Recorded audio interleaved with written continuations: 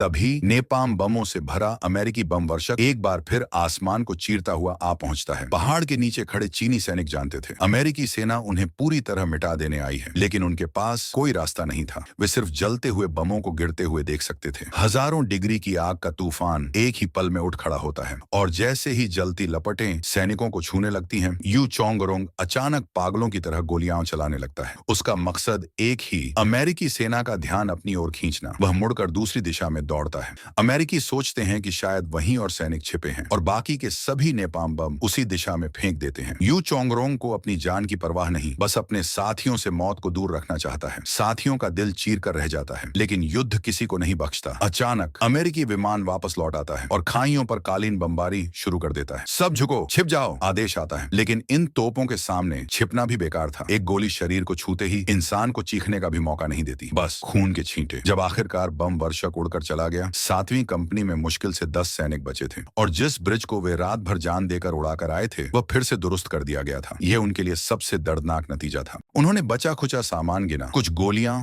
2 तोप के गोले और एक टूटी फूटी पुरानी गाड़ी। इनसे तीसरी बार पुल उड़ाना लगभग नामुमकिन था, लेकिन जब तक पुल खड़ा है 7वीं कंपनी का कदम रुक नहीं सकता। रात होती है। मेइशेंग के आदेश पर वुमानली को सिर्फ 10 सेकंड देना पुल उड़ाने के लिए। वुमानली गोला लेकर नीचे की ओर फिसलता है, सफलतापूर्वक पानी के पास पहुंच जाता है, लेकिन जैसे ही वह पुल के नीचे घुसने लगता है, गोला हाथ से फिसलकर सीधे पुल के बीचों बीच जा गिरता है। अमेरिकी सैनिक उसे घेर लेते हैं, लेकिन गोली नहीं चलाते। वे देखना चाहते थे कि क्या इतना मजबूत सैनिक अंत में घुटने टेक कर दया की भीख मांगेगा, पर वुमानली बिना हिचक ट्रिगर दबाता है। दर्जनों गोलियां एक साथ उस पर बरसती हैं, लेकिन आखिरी सांस तक वह अपनी पूरी ताकत से फायर करता है और पुल को एक बार फिर उड़ा देता है अपने साथ। पुल पर मौजूद हर दुश्मन को लेकर 7वीं कंपनी ने आखिरी बूंद तक लड़ाई की, लेकिन किस्मत चैन थी, स्टील का नया ब्रिज ढांचा पहुंच चुका था और अमेरिकी सेना सुरक्षित निकल गई। इस पूरी लड़ाई में 7वीं कंपनी से सिर्फ वुमानली जीवित बच पाया। लेकिन कोरियाई युद्ध की सबसे हिला देने वाली कहानी थी आइस स्कल्पचर कंपनी। वे बर्फ में जमकर भी अपनी अंतिम सांस तक हमले की मुद्रा में ही डटे रहे। जब चांगजिन झील फिल्म रिलीज हुई थी, कई दर्शक पूछ रहे थे फिल्म में एंड क्रेडिट सीन क्यों नहीं है, लेकिन जैसे ही लोग थिएटर से बाहर निकले और शहर की जगमगाती रोशनी देखी, उन्हें समझ आ गया यही असली एंड क्रेडिट सीन था।